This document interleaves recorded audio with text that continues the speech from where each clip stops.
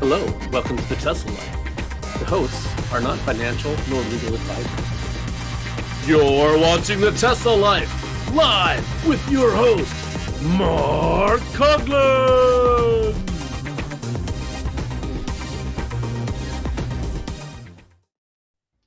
Hello, everybody, and welcome to the show and our new intro where the lawyers have obviously got to us. It's somewhere along the line, but thank you so much, Patrick, for that.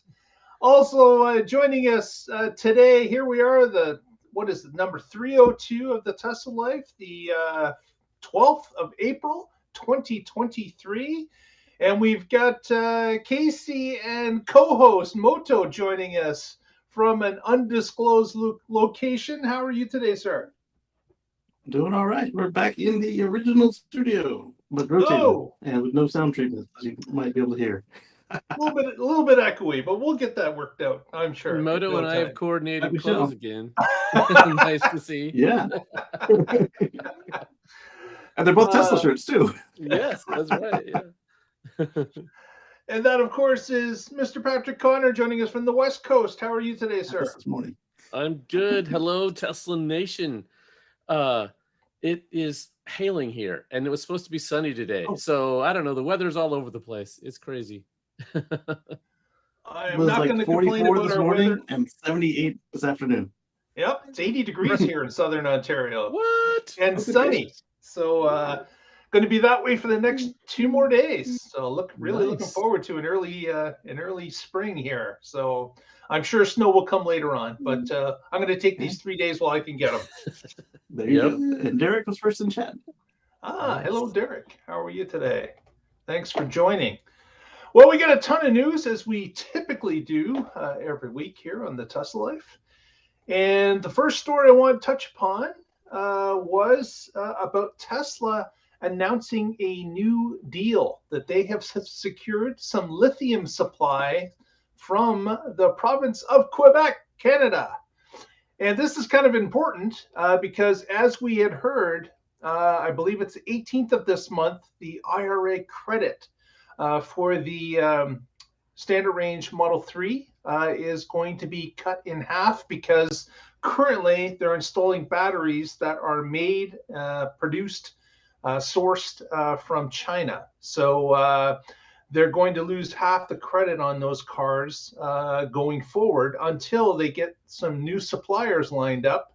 And this Quebec story is one of those suppliers, being able to supply them with lithium so that they will be able to get some of those credits back once they start receiving and put that lithium into the battery packs that are being sold here in North America. So that's great news. We're seeing a lot of automakers, as we've talked about previously, that are scrambling to either get production or the ability to get parts, or in this case, minerals from North America, so they can also partake in the IRA's tax credit that's available to U.S. citizens. But this is Tesla, again, trying to be ahead of the curve. And once they've understood the rules and regulations that the IRA actually has changed just recently, they're trying to respond to it. So good to see that they're trying to do this, and hopefully they're going to be able to bring that credit back to the full amount shortly. But we will see as they start to source that lithium from Quebec. Yeah, this was exactly what we said was going to happen when the IRA was rolled out, however many months ago we first talked about it. Said Canada is in position to be a big winner in this. Yeah. So that's great. Next, Casey's got our major story today, and that is about some information shared about the battery size of the third generation car. If I don't talk on mute. Oh, yes. So Tesla released Master Plan Part 3 verbally to us at Investor Day. However, over the weekend, they released Master Plan Part 3 on paper, in type, I should say. And it's on their website, and it included some It's 40-some information. pages. Yeah, like 47 or 41 pages. It wasn't too long, but it was long enough I didn't read it before meeting up with Patrick, like I promised on Sunday. So let's see. On one of the tables, they went ahead and listed all of the different vehicles that need to be electrify all the things, in order to have a certain type of future. What kind of future is that, Free Patrick? from fossil fuels. Yes, a future free from fossil fuels. That's right. So on the table, there was an item listed compact, and for the Tesla equivalent, they put to be determined. Cathode, they said, should be lithium iron phosphate, and the pack size they suggested should be 53 kilowatt hours. And they expected 42 million in sales annually, not just for them, but for the whole segment. And they expected the global fleet to kind of sit around 686 million, and they expected the global fleet to need 36 terawatt hours, kind of again to sit there at 686 million vehicles. And so that suggests. Oh, okay. See, I didn't understand that because I was looking at these numbers and I'm thinking there's no way Tesla's going to sell 42 million of these annually because their goal is to get to 20 million annually. Right. And so I'm like, okay, this isn't an annual number. And then I was like, well, it can't be a total number because how many years are they going to sell it? But if this is the entire market, that makes a lot more sense now. Okay. Yeah, the entire market. That. And another one that's not listed in the article, but that they did list. Actually, it's two that they did list in the chart. I've got that here. Let me just scroll to it because it's going to be easier that way to explain it.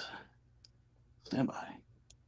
While you're doing that, I'll say we've been trying to get people to say Model Next instead of Model 2 because 2 is just wrong. Because the reason that it's the because Model Elon's 3, already said no.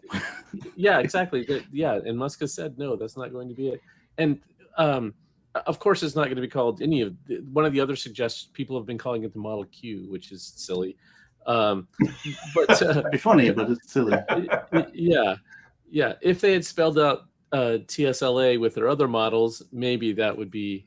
But anyway, so we couldn't even get them in the article to say also referred to as Model Next. I'm like, oh, come on, right? We got to get that out there. So they pulled this. Oops, that's the wrong one. I'm sorry. They don't have too many straight tables, and then I stopped at the wrong table. Here we go. So here are all the vehicles that need to be electrified. These ones are road vehicles. They've got one for air and sea as well. So they listed a couple items that they don't yet make, like the Tesla equivalent for compact is to be determined, as is commercial and passenger vans, as is bus. But then I gave a hat tip to Patrick on Sunday. I pointed out that they have two trucks listed. They have short range heavy truck and long range heavy truck. So this is the one that we've seen is the long range heavy truck. Right. They call it semi-heavy. The cathode is high nickel. The pack size should be 800 kilowatt hours average. So for the whole fleet. So I'm wondering if that's just what theirs is, or if Nikola and Volvo and everybody with 300 kilowatt hour packs is bringing down the average. And they expected 2 million vehicle sales with a global fleet of 13.3 million, needing a standing 11 terawatt hours of storage to deal with that. But then they have short range heavy truck, which they call semi-light. And that's going to be lithium iron phosphate. And it's going to be a 500 kilowatt hour pack for the 300 mile Tesla semi. And then this 800 kilowatt hour is the 500 mile semi. They'll have 1 million of those a year, and they'll need a global fleet of 6.7 million with 3 terawatt hours of storage.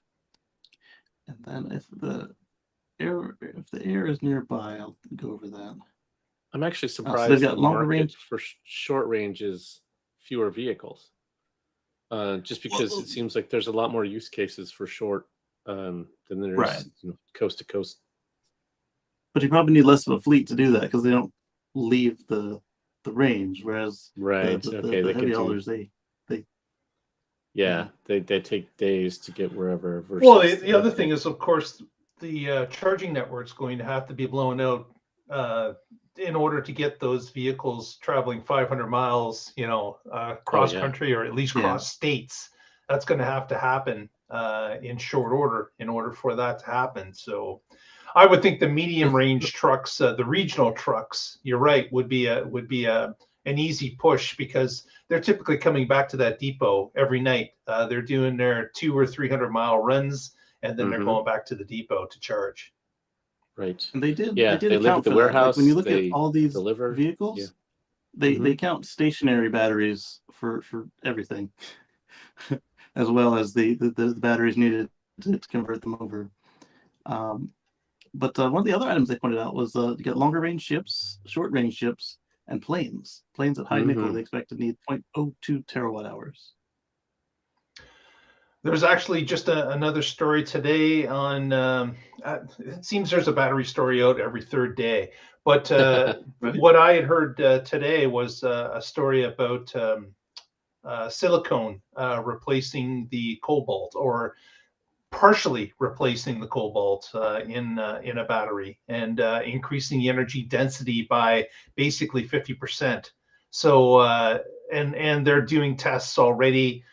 There's a company in Fremont, California, actually, from a number of ex-Tesla employees that have this company up and running and producing at a sample site in Fremont, where they're producing these battery packs, obviously in low volumes, but the data they're collecting is looking good for silicone batteries. So silicone in the mix. Or silicon? Silicon, sorry. Yeah. Okay, because my Model S and my Model X both have silicon in them. That's probably why the Model S batteries were so weak, because it was the first time they tried it. And man, those 90 packs were not strong. And then the 100 pack continued it. So that was pretty cool. Yeah. Hello, Anders. Probably not in the same way as what you're Stockholm, talking about, obviously. who's joined us again. Nice. One other thing I'd like to point out is that that chart showing that the compact is going to have about 53 kilowatts of power in that particular car.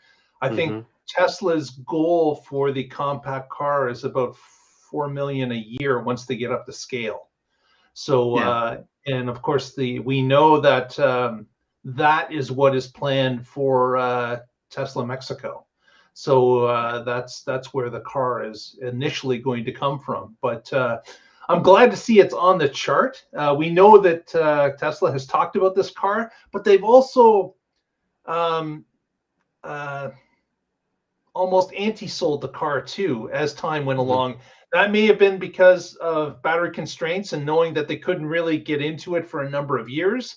But now that it's getting a little bit closer because they've shored up some of those battery concerns, maybe this is something that we will hear more and more talk of as Mexico goes into construction, because we know that Mexican plant is ideally going to be put together in under the time of Shanghai. So they're aiming at somewhere at 8.5 to 9 months once construction starts. So it will be interesting to see how when Mexico starts to being built, it'll be interesting to see if the talk about the compact continues, or if there will be more details released.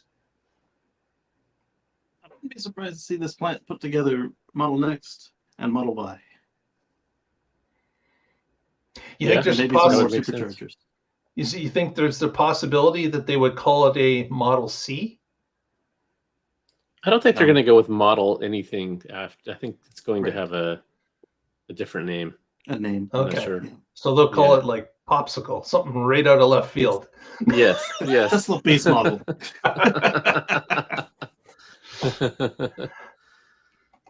Very good. All right. Next story we've got is about that other factory that's been gearing up. And of course, that's Texas. And there was a report this past week that Giga Texas has now tripled their employee count during the year of 2022. And again, not a big surprise. You don't hear a lot about the Texas hirings, but we are hearing about the ramp. The last time we heard, Texas was up to 4,000 vehicles per week. That was the last published amount.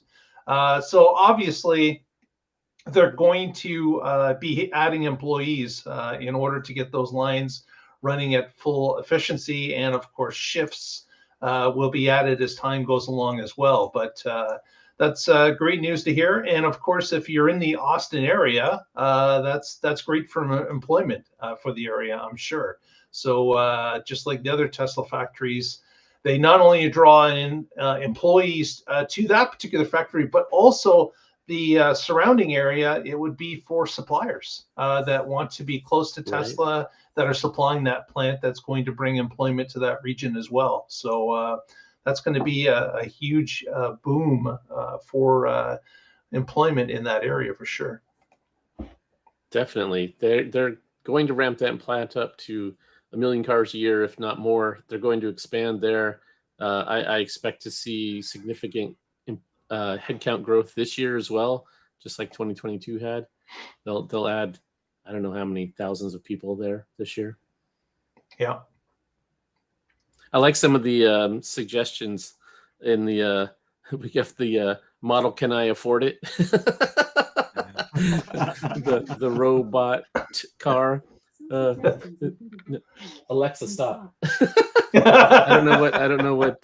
Speaking of robots. Yes, yeah. No one said cybercar, but that's definitely a possibility. Well, we heard from Tom that it won't be paint painted. is expensive. So who knows? Baby. It might be an angled cybercar. We will have to see. Yep. Single cast and then origamied metal on top of that. Boom, ship it. That's right. Yeah. If it's origami, that means when you get it in your driveway, you can of course reconfigure it into a swan or a dolphin or something else. Oh, it'll be the Tesla IKEA. Is that the car comes in a box with an Allen key and you're set. Some assembly required. Some assembly. Exactly.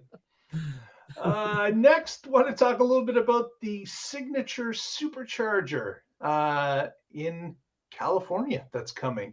We heard about this previously, the North Hollywood area of California, that they're designing an actual signature supercharger, which is going to have a diner restaurant, as well as a couple of video screens that are going to be showing top 100 movie picks. And this supercharger has started to submit a number of permits. So I found the Elon promise, aside from coast to coast AI drive, that says later than Cybertruck and semi-truck. It's this particular supercharger. Yeah.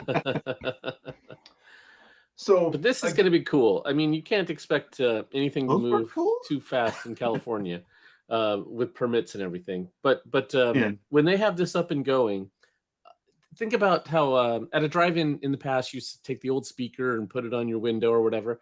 But with modern tech, there could be a broadcast that you just tune in somewhere through your app, and you're getting that whole sound through your incredible car speakers instead of some little box sitting on your window. And plug in the supercharger and it just takes over. Yeah. I mean, they have smart things like that already at some of these sites. When you pull in, a code will pop up on the screen to tell you how to get into, like at Kellerman City, and then you get into the nice area there with the coffee bar, some of the Asian superchargers, vending machines. The barrier will lower down. Exactly. Yeah. So I mean, they can definitely, with it, when you have a computer on wheels, do some cool things that you could never do, even though it's a 50s diner. That doesn't mean it has to be limited to 50s technology. The menu pops up on your screen and you can select what you want. You can charge it to your Tesla account, and then they can give you a countdown to when you can expect it at your door, or whatever. Right. Yeah, there's lots of cool ton of stuff they can integrate into the car and make it a really unique experience for sure. Yeah. And then having Good for your server. Roxanne is on her way. I think the problem they're going to have is people overstaying their supercharging sessions because they're going to lose track of time. So they're looking at everything. But is it really a problem at $1 a minute? Yeah, that may bring them back to reality. Yeah. Well, hopefully there's other parking spots that they can move to. There's a spot here. I forget the name of it. Is it Harrisburg? Where it's they have a food cart and they have a wine tasting room and they have supercharging on one side and then they have non-supercharging parking on the other. So you can pull in, order food. They have shakes and veggie burgers and good stuff there. And then when you're done charging, just move over to the other side, finish your meal, and then hit the road. Yeah, it's a pretty neat spot. Yeah, so I'm looking forward to that signature supercharger. That is going to be something to behold. So hopefully, with the permits being submitted, a number of them, we'll hopefully be able to see the start of construction, because it's obviously in a well-populated area. There's going to be a lot of photos and information flowing in as that supercharger starts to build out. So we'll keep our eye on that. Another first, which happened just this week, is that there was a fresh price of a fresh drop in pricing for the SX3NY on Tesla's website in the US, not for other nations. So this is kind of interesting, and it might be coupled. Some other nations got some. Okay. Wasn't mine, so I didn't really care. So, but there was some maybe a combination of the IRA credit being reduced. Might have something to do with credit that showed up on the Model 3, but the S and the X also dropped a little bit, and the Y dropped a little bit. So it's again, Tesla they're examining all the data they have, and they're making decisions. It looks like, basically a new decision could come out every week, every day. They're just examining what data they have, and are making micro adjustments to the price based on what they're seeing in the market at that time. And that's actually, it's starting to confuse some of the analysts out there. You can see some of the people not really understanding what's going on, because they've never seen a car company act in that way.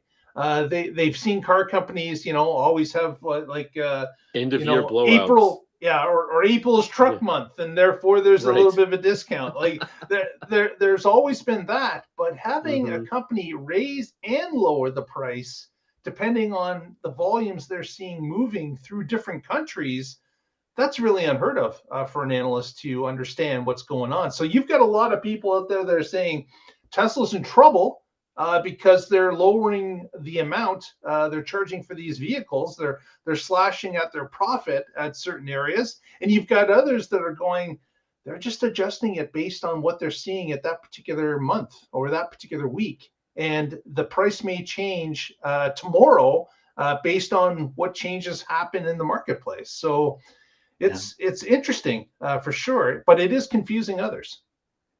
Yeah, but I mean, if their goal is 20% or 25% per car, so what if they drop from 40% to 37%? That they can keep a constant factory output. And like you said, they have seen this before with the other makers. They just can't comprehend it because it's obfuscated. Because even if they never did change their price, nobody pays the same thing at the different dealers. But like you said, you've got truck month, you've got cash on the hood, you've got conquest programs, you've got factory rebates. The other manufacturers are doing this too, up and down. You just can't see it without working for the dealership. And then at that point, are you really broadcasting it to the world? Because no, because that messes up with your ability to extract the most dollars from everybody who walks past you. Yeah, and the other manufacturers sell to their dealerships, so all their data is going to be delayed. Whereas Tesla, you order it from Tesla, you get it from Tesla. Tesla knows exactly how many are on back order, and they can analyze the data and make these smart choices. The people saying that Tesla's doing this because there's desperate and there's no demand just don't understand the business. Their goal has always been to get as many vehicles out there as possible, to the advent of electric transportation, to electrify. We will not stop until every vehicle on the road is electric. That is a direct quote. And so they have right now industry-leading margins. And so they can afford to cut the price. And they are going to continue to make more vehicles, make them cheaper, and lower the price. That's what Wright's Law gives you, is you get economies of scale. And we've seen EV batteries getting cheaper every year. And every time that there's demand, well, that just drives more investment. There's more supply gets found, more refiners go into the business. And that's going to allow us to continue to snowball this. And I'm a completely biased Tesla fanboy investor. So take that with a grain of salt. I've also seen this with Rivian, Lucid, Ford. Ford has been raising the price ever since the Mach-E and the Lightning Pro came out. Well, they're starting to realize the real cost of these things, right? Is you know, with their first kick at the can in an EV market, trying to get their ducks in a row as to manufacturing and line operating and volume going out. They're starting to realize what the true cost of this stuff is, and they're adjusting based on that as well. And in the case of Ford, it's been prices going up because they're not getting the same profit out of the vehicle as they need to. So it's fluctuating up instead of, as Tesla's been doing, is fluctuating down. Another piece of information that came out as well with this is that the 4680 Model Y has now made it to the design studio in the US. So you can now order it directly as opposed to trying to get you know, a bid on a group of cars that are left over from manufacturing at Giga Texas. But there was a while that was employees only, and then it was only if you were in Texas, and now anybody in the US can order it, which is cool. Yeah, it was also like inventory cars sporadically, but yeah, if you're looking for it on the design studio, it's just the cheapest option there. It's just called Model Y. It might be called Model Y all-wheel drive, but it's not the Model Y long range. So so that's a new addition to it, and of course at some point, not now, but at some point the 4680 is going to be the only choice. It's just going to be Model Y. Comes with 4680s, I imagine, only. But they're trying, of course, to use all the batteries they've got, and that's probably not going to be for some time. But there it is. Casey's got it up. When you first go to the site, it loads up long range. So you just click in here to regular, and so it goes from a 330 mile to a 279 mile for range. So I don't know. And what's the difference? We've got basically $3,000.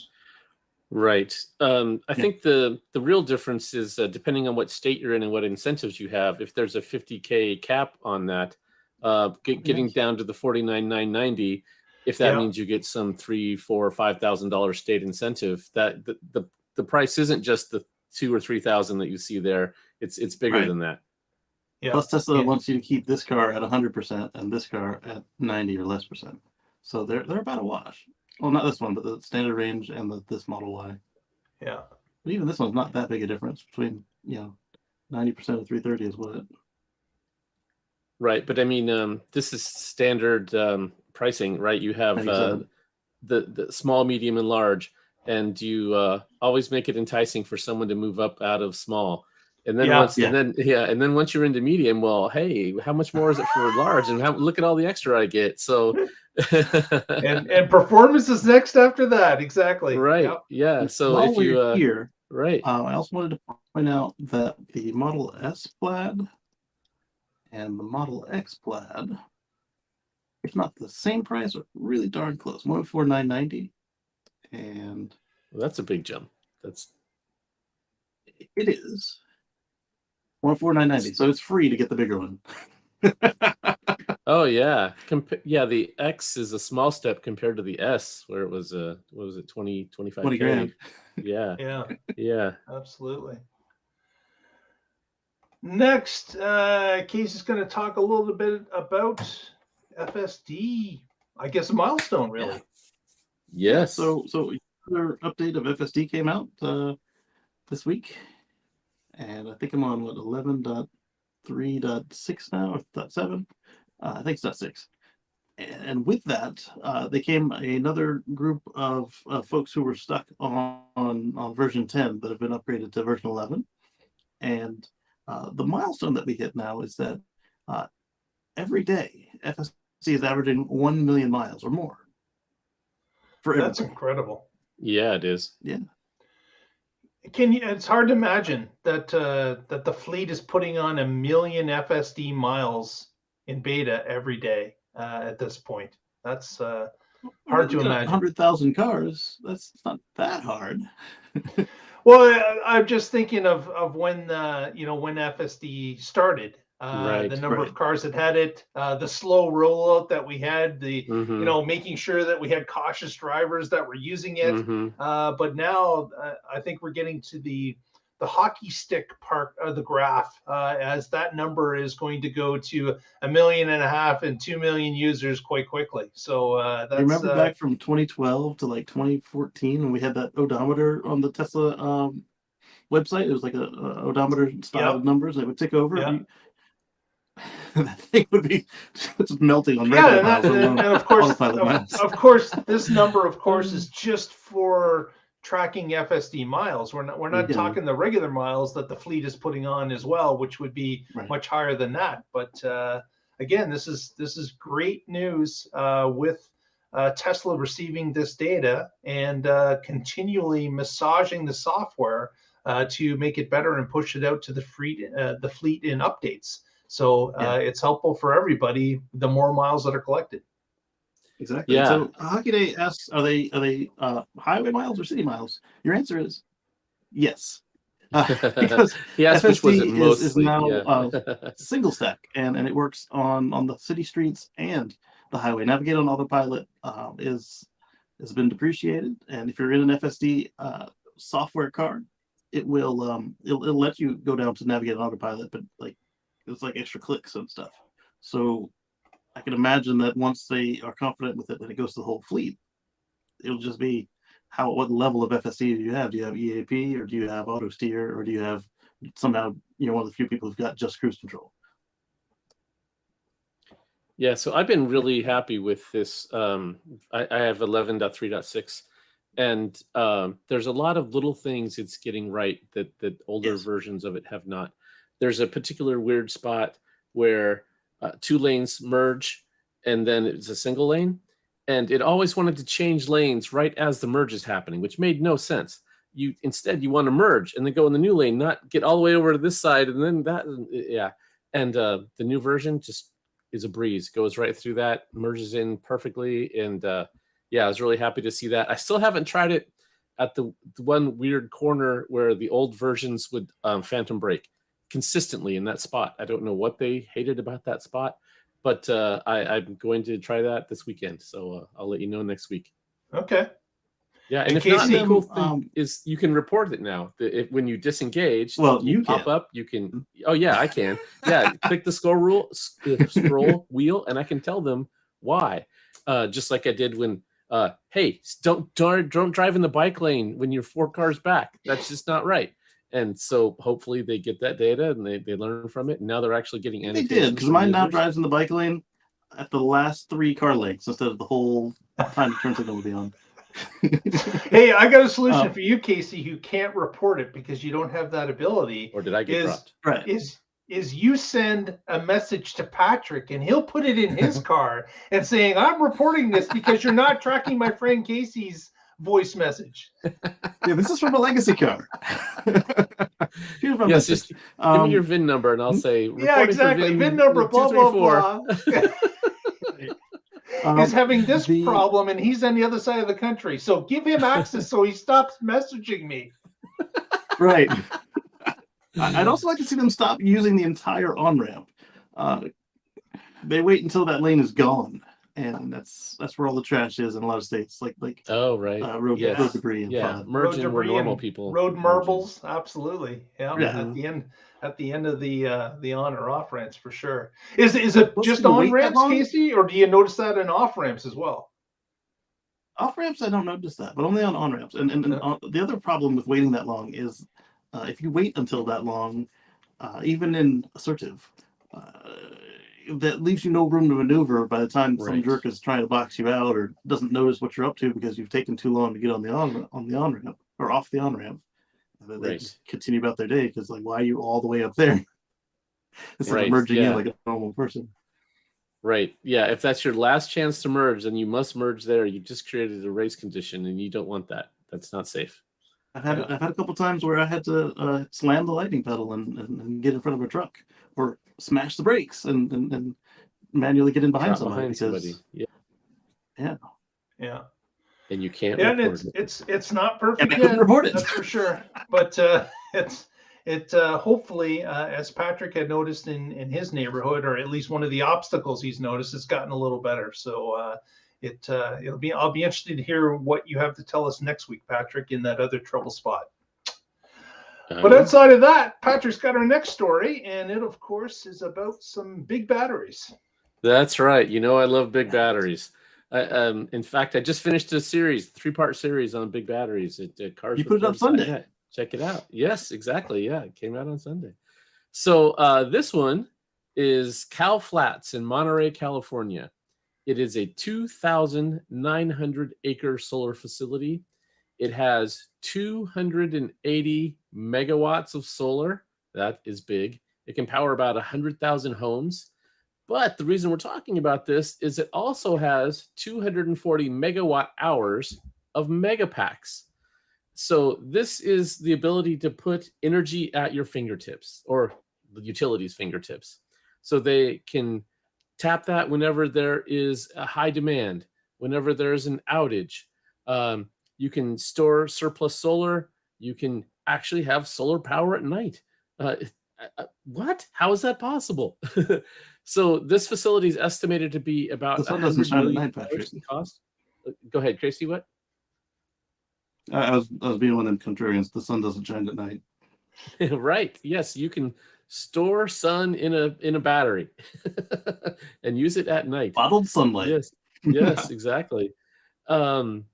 So this $100 million facility was funded by Apple, and the energy used there, one of their headquarters is in Cupertino, nearby, and that is why they're doing it. So Tesla has just announced that they're building a new Megapack factory in Shanghai, and it's going to have a capacity of about 10,000 Megapacks per year. And I started wondering, like, who's going to be the customer for these? But if you start thinking about it, so here's data centers,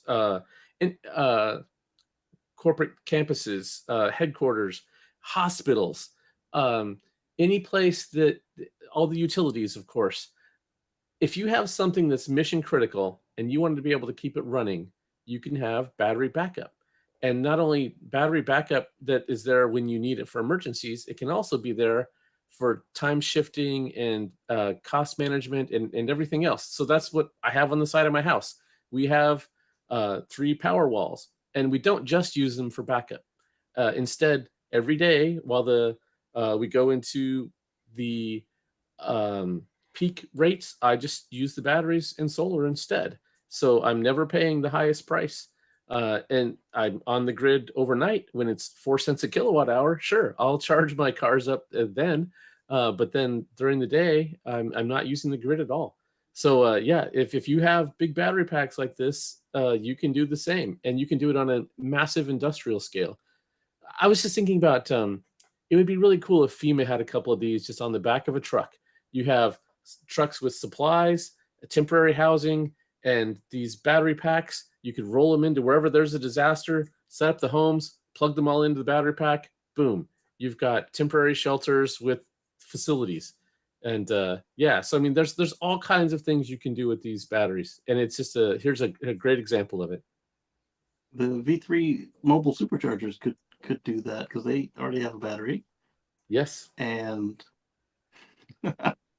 Yeah. and Florida this already is has a just, plan for it, even though they don't believe in Mhm. electric cars. Apparently, when they submitted their proposal for how everybody should do the evacuation for the IRA, they described bringing in mobile generators, mobile battery packs, mobile chargers. Just extend that concept a little further in from the freeway exit or from the rest stops. Yeah, exactly. Yeah.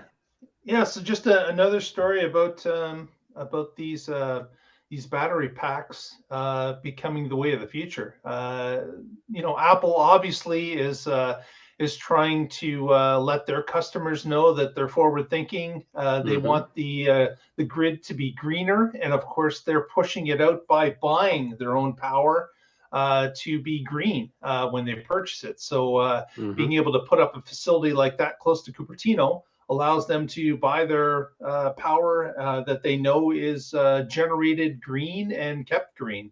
And then, of course, it benefits the others around the community because that facility is now in play and is providing that green energy, and is also becomes a beacon for others to see how it works and Exactly. what another group is doing with the green power grid and how they manage to make it work. So it becomes another shining example for others to follow. Right on. Next, let's take a look at yes. This story comes from Mexico. So we know that Giga Mexico is going to start going into production at an undisclosed time, but Apple has now posted on its job board looking for construction jobs as well as some facility jobs for the future Giga Mexico. So Oh, that's Your encouraging other Apple. news. yeah. Yeah. You said Apple. I think you meant Tesla. I meant Tesla. Yes. Yeah. So there's certainly some.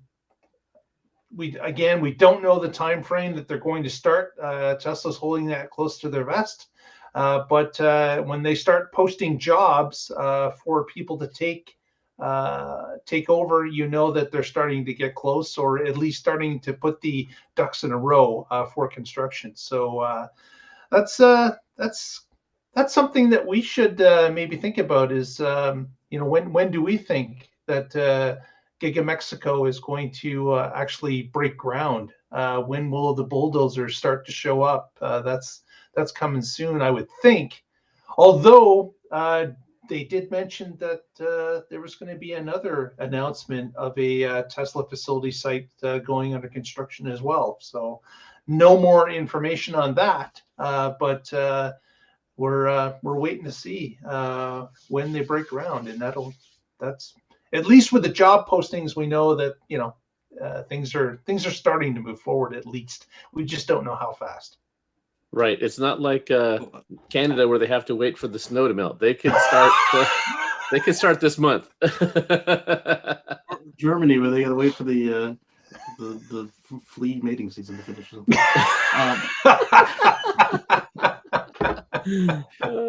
quick callback to the U.S. price drops. The other nation that was on top of the head, I forgot to call out, was Australia. Model Y prices dropped significantly. Oh yeah, I did hear about that. Yep. That's good. And Powerwall's dropped a little bit in Australia as well. So that's another Yes. another drop that Australia benefited from. Yes, But and Australia has some pretty high electricity prices, so being able to time shift and use it at the more affordable hours really would make a difference. yeah. Yeah, I don't know if we called it out, but the U.S. Powerwall prices has also dropped slightly. And you No don't have longer to buy them with 14,000 solar homes. anymore, which You was a have to buy them big with deal. solar. That's Yeah. right. Now that is not available yet in Canada. We still can't buy them direct. Actually, we have Oh. to buy them through a licensed Tesla installer at this point. But at least they can still come in. But Mhm. again, Tesla's managing how many they can make. Mhm. And I hear now that there's almost a 2-year waiting period for Megapacks to companies. So Right. that's obviously they're trying to manage, in that case, corporate buyers as to when they can do an installation of a Megapack. And it's been very successful, obviously, because they've got this huge waiting list in front of them. But hopefully, as time rolls along, the production will get faster, and maybe we'll get another production site in North America also to supplement the supply. Yeah, I've never thought about That's like all another the construction and electricians that are employed by Tesla directly. Yeah, all these right. projects. Exactly. And now Exactly. they need another gigafactory to complement Lathrop. That's right. That's right. Now, Patrick, I don't know if you know anything about this story, but Tesla board members have. Oh, yeah. There's been a rumor that there's been a couple rumors actually about board members. First one is that there will be a board member that will be leaving the board, and secondly, JB Straubel is his name has popped up as someone that may be possibly introduced to the board, which of course is a longtime Tesla advocate and past employee, and now owner of Redwood Materials. So be interesting to see if JB gets on the board. Yes, this is more than a rumor. It was so if you're a Tesla shareholder, this was one of the things that went to shareholders for a vote. So it is official. And yep, I voted my shares. And JB is a battery genius. He was the CTO. He was doing EVs and solar racers before Tesla even started. And I think a lot of the reason that they are as far along and that they got through the early phases is his technical genius. So I'm happy to have him involved with Tesla in any way, shape, or form. It was sad when he left. I was hoping that Redwood would be a second hustle. I was going to say side hustle, but it would be, I mean, like Musk has all kinds of other balls in the air. And I was hoping JB would do the same. So I'm happy to see him come back. Yeah, so this would be great for experience on the board. It's someone that's been intimately involved with the business from almost day one. So, well, day one, really. As long as Elon's been there, JB has been there, right? So it will be very interesting to see if he can lend some of his knowledge to the board and help them make better decisions or informed decisions as time goes along. Yep. I think Elon was employee 4 and JB was 5. So yeah, so that's great. What about the one departing? Was there any information indicating as to who that was going to be? Yeah, he's a trust manager. I don't remember. For Hiro Mizuno. Yeah, for is it a Japanese government official or is it a public trust? I'm not sure. Okay. Not sure. I wasn't gonna. No need to press you on that. I was just wondering if it was a name that we would recognize, and probably not. Yeah. Hiro Mizuno. Go ahead. Next story we're going to talk a little bit about is PepsiCo. Back in the news. We've been, of course, they had a delivery event back in December of 2022. And now PepsiCo at their Sacramento distribution center has announced that they finished the installations of a few mega chargers that will allow them to charge the TeslaSemi overnight. And they have taken delivery of 18 new semis that they are going to be using on Pepsi's route. To this point, we've been basically seeing the Frito-Lay trucks out there. We did see a Pepsi Deco truck at the beginning as well, but now there's 18 more zero-emission semis that are now operating out of Sacramento. And this will be I guess this will be more data for Tesla to collect, because now we've got a case where you're going to be moving almost the heaviest loads that you can get, because this is going to be moving bottled liquid around, basically. Whereas before they were moving chips, which are extremely light. It's an air. Yeah. Right. Yes. Yeah. Whenever So- you're loading a semi truck, you can either be space limited in something like chips, and you just can't fit any more in, but you're nowhere near the weight limit. And then on the other side with soda, you can easily hit the weight limit and probably still have some space left. Yeah. So now in the Sacramento area, and the other thing that was noted was that the distribution routes out of Sacramento are not quite as long as the Frito-Lay runs. So since these vehicles are heavier, they run less miles on the route, because there's actually even more trucks that are delivering the bottled products in this area than there are with the chip trucks. So this will be interesting. When they were running pure diesel, it made sense, because if it's going to cost you extra to get the liquid syrup from Sacramento to somewhere else, why not put another facility, lessen your fuel costs? They also are putting down 8 megachargers. So again, this will be more testing for Tesla to see some real world action with varied loads. Now at this point, we've got the lightest and the heaviest, most likely. You get that range that they'll be able to experience.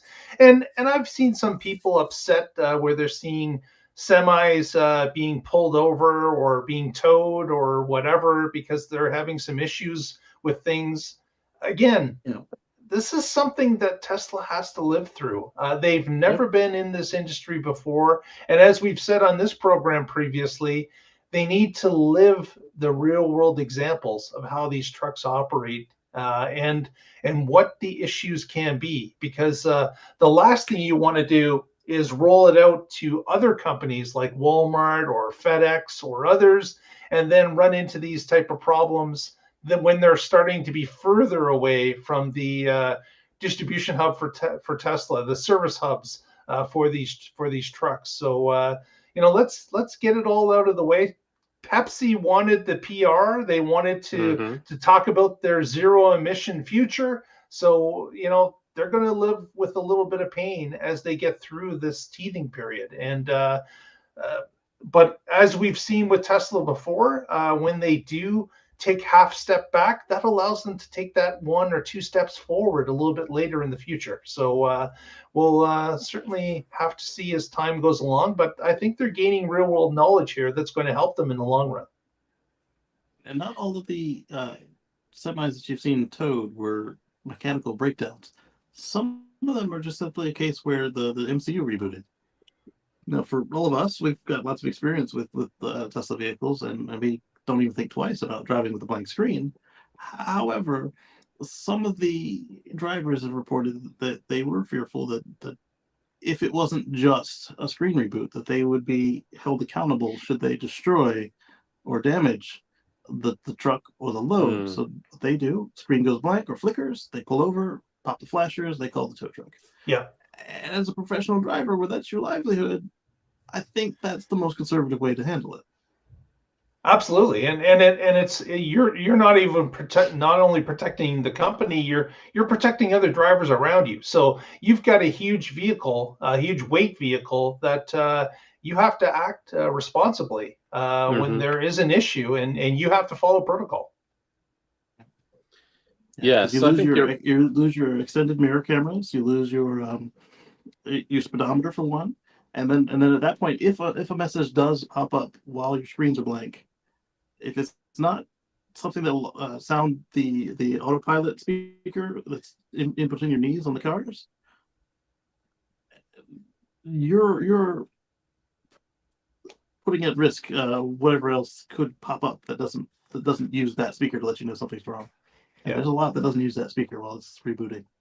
Right. And so every one of these is a learning experience for Tesla. I mean, they could have spent a whole nother year refining it on the things they think will be a problem or could possibly be a problem, or but if you can put it in the field, you find out the real things you need to address.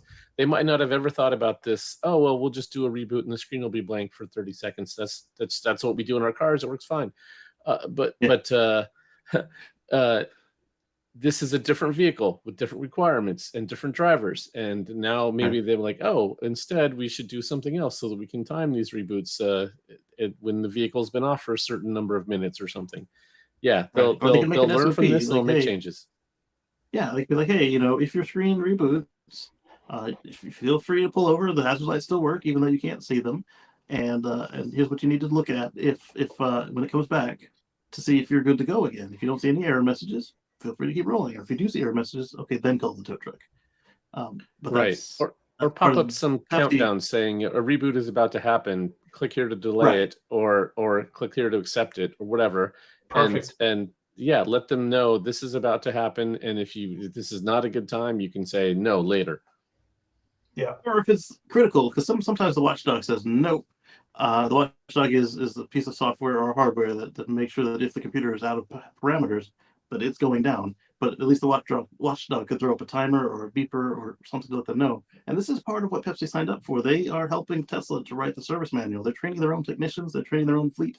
And this will give them a leg up over everybody else who then has to start from scratch when they get their Walmart or Coca-Cola or FedEx trucks. Right. Yeah. The head start comes with some pain, though, where it's going to be easier for the second one, right? A lot of these things will be worked out. They won't have to even encounter half the problems. Exactly. And as Pepsi then distributes across the country, all right, this site's going, they can just say, here's the book, here's the trucks, have at it. Whereas everybody else is starting from step one. Yeah. Right. They could even bring people from one facility that's about to get it. Okay, you're going to go spend 2 weeks over here where we already have it all running smooth. Talk to these folks, learn what they do and how they do it, and then go take that back. Yeah. I noticed on the latest news report that where the Pepsi trucks were being delivered to Sacramento, they have a big decal on them now that says empty air tanks nightly, and that's probably something they learned is if you don't dump the air, it might give them some struggles the next morning. So they're telling all the drivers when you park it to supercharge it, megacharge it, dump your air tanks. Yeah, and that may be something they just start adding to the software. Yeah. Absolutely. Just like they have the automated light test now with the Tesla vehicles. It just does the test for the driver, and they just have to look and make sure that the lights are flashing in the proper way, and that makes it easier. So, well, if you haven't already, please give us a thumbs up for the show. Press that subscribe if you haven't. That really helps us out, and we would appreciate it much. And with that, let's wrap it up here. Casey, what do you got for shoutouts this week? Well, I've got our little Sunday chats over at 1:10 Eastern at youtube.com at Casey Green. That's KACEYGREN. And like I said, I pointed out some things that we saw as they came out, and I was like, hey, we're going to talk about this with Patrick, and then said, hey, this is going to be good with Mark, or hey, this is going to be good with Russell, or some stuff just doesn't fit either show, and so we just chat about it there. So it's called Let's Chat with Casey, and Casey and Friends, and Let's Chat with Casey and Friends, and it's a blast. I hope you'll join us one day. Very good. Certainly will. I don't know if you saw my comment on Sunday. I was going by in the comment section, just said hello and happy Easter, but couldn't stay too long. But Patrick, what do you got for us? What have you got going on? Well, I blog at Cars with Cords. You can see that up there, and I'm with the Oregon Electric Vehicle Association. You can find us at oeva.org. And in 10 days, it's Earth Day, and we're going to be at various Earth Day events. So you can find us at those too. I don't have a list, so don't ask me which ones. I don't have that ready. But go to the website. I'm sure they're going to be all listed. Yes. Today is Moto's birthday. Oh, how cool! Happy birthday, Moto. She got bored with us though. She left us. Yeah, she did. She's gonna like the. She toweled away. Oh, nice. She's gonna like the make every day Earth Day. Saying like, give me presents every day. Every day is my birthday. Very good. Cake. I like ice cream. Very good. She loves ice So cream. with that, we will bid everyone a good night, and thanks very much for joining us. We'd also like to thank Lee Moon for the music we use every week on the show, and get together with us next Wednesday, and together we'll find out what's happening in the Tesla life. Stay positive, test negative,